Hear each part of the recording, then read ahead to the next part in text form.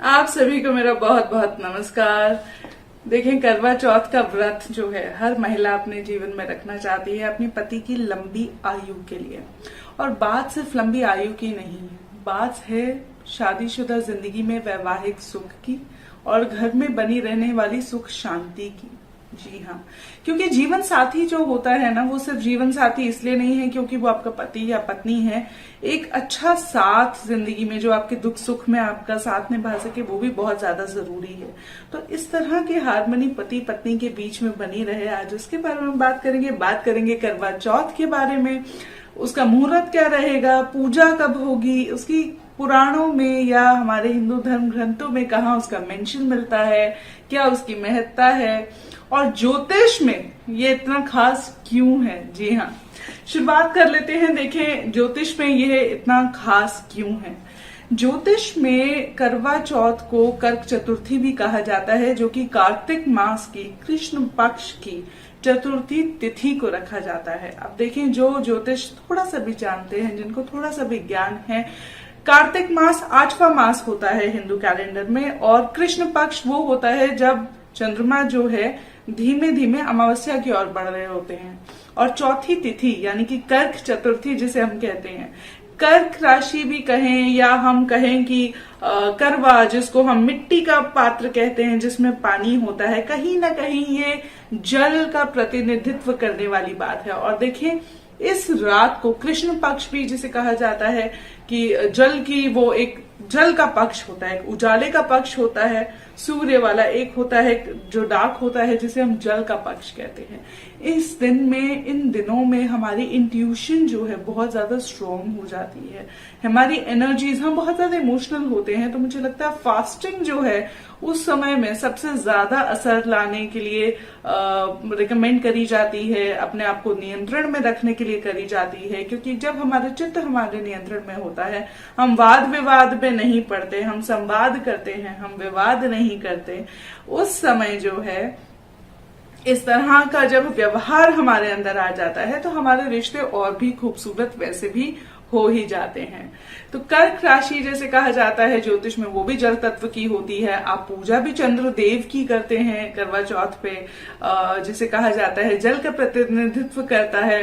और आप ये देखें कि महादेव शिव जो हैं, शशि शेखर जी ने कहा जाता है, चंद्रशेखर जी ने कहा जाता है। देखिए, वो अपने माथे पे ही चंद्र सजाए रहते हैं, यानी कितने अनासक्त हैं। वो गृहस्थ में हैं लेकिन फिर भी वैरागी हैं, और यही सुखी जीवन का जिसे कहते हैं ना राज है। जी हाँ, ये हमारे हिंदू पुराणों में इस तरह की जब बातें होती हैं तो कितनी गहरी बातें होती हैं। आप ये सोचें कि कितनी इंटरट्वाइंड है ना ये सभी चीजें जो हमारे जीवन में जुड़ी हुई हैं। कहीं ना कहीं आध्यात्म इसी को कहते हैं जब हम अपनी आत्मा का अध्ययन करते हैं। बात कर लेते हैं इस व्रत की। तो करवा चौथ का व्रत 1 नवंबर बुधवार को रखा जाने वाला है। चतुर्थी तिथि की तो वो 31 अक्टूबर रात को 9:30 बजे ही शुरू हो जाएगी, और 1 नवंबर बुधवार को रात को 9 बजे तक, 9:15 बजे तक लगभग वो रहेगी। और सुबह 6:33 से रात को 8:15 तक का जो है व्रत का समय काल रहेगा। क्यों? क्योंकि 8:15 पे चंद्रोदय हो जाएगा। जी हाँ, आप पूजा कर सकेंगी, चंद्रदेव को अर्घ्य देके अपना व्रत जो है संपूर्ण कर सकेंगी। और बात कर लेते हैं, देखिए, सरगी की। अब जिन परिवारों में सरगी की प्रथा चली आ रही है, तो सरगी हमेशा सूर्योदय से पहले ली जाती है। सरगी में क्या खा सकते हैं? तो सरगी में दूध से बनी चीजें, क्योंकि दूध भी देखिए चंद्रमा का प्रतीक माना जाता है ना, तो दूध से बनी चीजें जो है शुभ मानी जाती हैं इस दिन खाना। जैसे खीर हो गए, चावल हो गए, दही हो गई, सात्विक खाना उसको कहा जाता है कि आप सरगी में खा सकते हैं। और दूध से बनी चीजों का एक आयुर्वेदिक वो भी है कि उसकी इम्पोर्टेंस है कि आपके अंदर सारा दिन जो है प्यास नहीं लगती, वो आपकी प्यास को थोड़ा सा कम करता है। तो इस तरह जो है आप अपने व्रत की शुरुआत कर सकती हैं। उसके अलावा अगर हम बात करें, देखिए, हमारे संस्कृति में कई ऐसी किताबें आपको मिल जाएंगी जहाँ पे इसका या व्रत का वर्णन मिलता है। जैसे नारद पुराण में एक पूरा सेक्शन है जिसको व्रत के बारे में जहां पे वर्णन हमें मिलता है। महाभारत की एक प्रसंग है जो लोक कथाओं में बड़ा मशहूर है, बहुत नाम है जिसका। जैसे कहते हैं कि द्रौपदी और कृष्ण का प्रसंग, जब द्रौपदी श्री हरि विष्णु के अवतार श्री कृष्ण के पास जाती हैं और अर्जुन को लेके अपनी चिंता व्यक्त करती हैं, क्योंकि अब कुरुक्षेत्र के वार में उनको, कुरुक्षेत्र की लड़ाई में जो है अब उनको हिस्सा लेना है, तो उनकी लंबी आयु के लिए जब उनसे पूछती हैं, उनके काम बने उसके बारे में पूछती हैं, तब श्री कृष्ण उनको बताते हैं कि देखें, माँ पार्वती भी ऐसे उत्सुक हुई तो उन्होंने शिव जी से पूछा, तब शिव ने उनको वीरावती की कथा बताई। और इस तरह हमें एक प्रसंग मिल जाता है कि कर्क चतुर्थी का जो है व्रत उन्होंने उनको बताया था कि कृष्ण पक्ष की चतुर्थी तिथि का व्रत रखें। जी हाँ, और इस दिन के व्रत की महत्ता हमें और भी बहुत जगहों पे मिल जाती है, और खास तौर पे हमारी श्रुति परंपरा में सुनने में ऐसा बहुत कुछ आ जाता है, जहाँ पे कई बार इस दिन का व्रत जो है रिकमेंड किया जाता है, कहा जाता है कि इस दिन आप व्रत रख सकते हैं। अब बात देखें आते हैं उपाय की, तो उस दिन भी आप ये जरूर करिएगा कि चंद्रदेव की पूजा तो आप करेंगे, मन का नियंत्रण जरूर रखेंगे, लेकिन माँ दुर्गा को आप श्रृंगार अर्पित करके और उसके बाद पूजा करने के बाद जो है आप उसी श्रृंगार को यूज करके, इस्तेमाल करके जो है आप अपने दिन की दिनचर्या को रेगुलर कर सकते हैं। जब आप ऐसा करेंगी तो आपको उसके और फल जरूर देखने को मिलेंगे। देखिए, मंगल ग्रह नक्षत्रों की भी जब बात हम कर लें तो इस दिन चंद्रमा मंगल के नक्षत्र में रहेंगे, तो मंगल की जो अच्छी ऊर्जा है उसको हम लाल रंग के रूप में ओढ़ते हैं, क्योंकि वो कहते हैं ना कि हमारे अग्नि तत्व का कारक है, तो हमारे घर में धन संपदा भी बढ़ाता है, माँ दुर्गा की पूजा करी जाती है। लेकिन मंगल की नेगेटिव एनर्जी से दूर रहना चाहिए, यानी कि वाद विवाद में नहीं पड़ना है, संवाद करना है। मंगल की जो नेगेटिव एनर्जी होती है, जैसे इसीलिए इस दिन कहा भी जाता है कि करवा चौथ के दिन जो है आप सुई, धागा, चाकू, धागा नहीं, सुई और चाकू जैसे धारदार चीजों का प्रयोग ना करें, क्योंकि घर में कलह नहीं होना चाहिए। इस तरह बोला जाता है कि नेगेटिव एनर्जी से, ऊर्जाओं से आपको दूर रहना है। यहाँ तक कि अपने मन में भी कोई ऐसे निराशावादी नकारात्मक विचार नहीं आने देने हैं, कोई कलह, वाद विवाद से बचना है, निराशा से बचना है। देखिए, आप खुद को निराशा से जब बचाएंगे तो आपका पूरे घर में भी सुख रहेगा, क्योंकि आप सुखी रहेंगी या आप सुखी रहेंगे तो आपके परिवार में भी तो सुख होगा।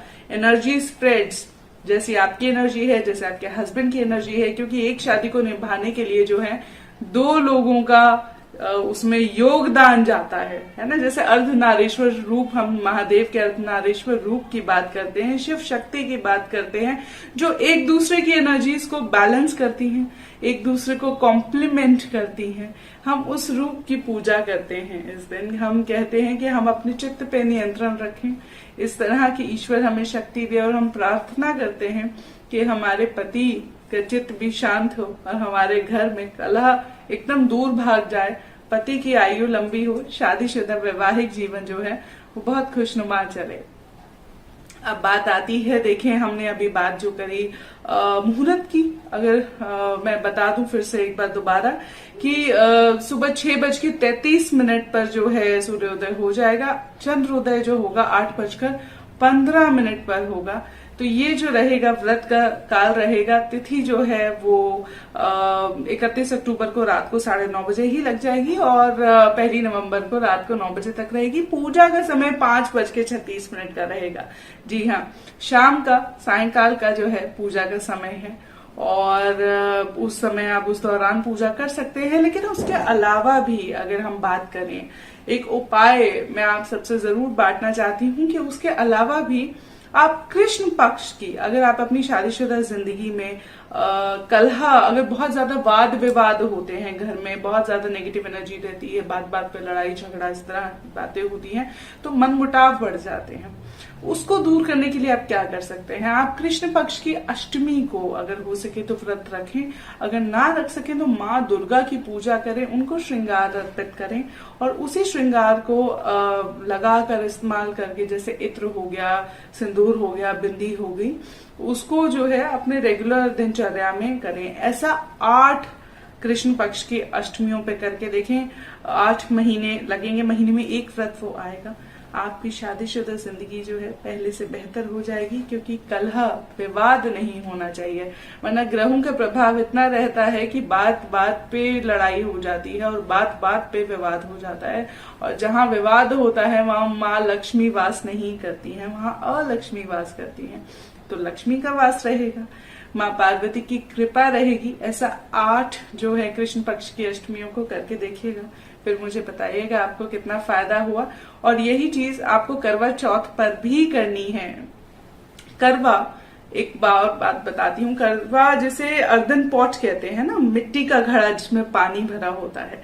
करवा चौथ, चौथी तिथि, कर्क चतुर्दशी कर्क चतुर्थी इसे कहते हैं, माफ कीजिएगा।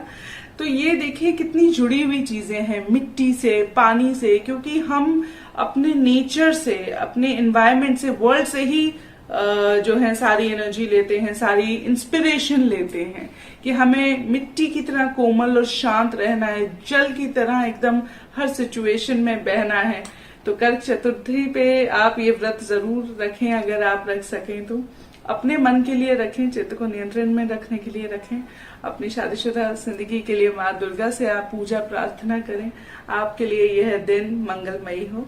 नमस्ते, मैं हूँ श्रुति। आपसे फिर मिलूंगी दोबारा किसी दिन एक और टिप लेके, और उसके बारे में और शायद महत्ता बताने के लिए। नमस्कार।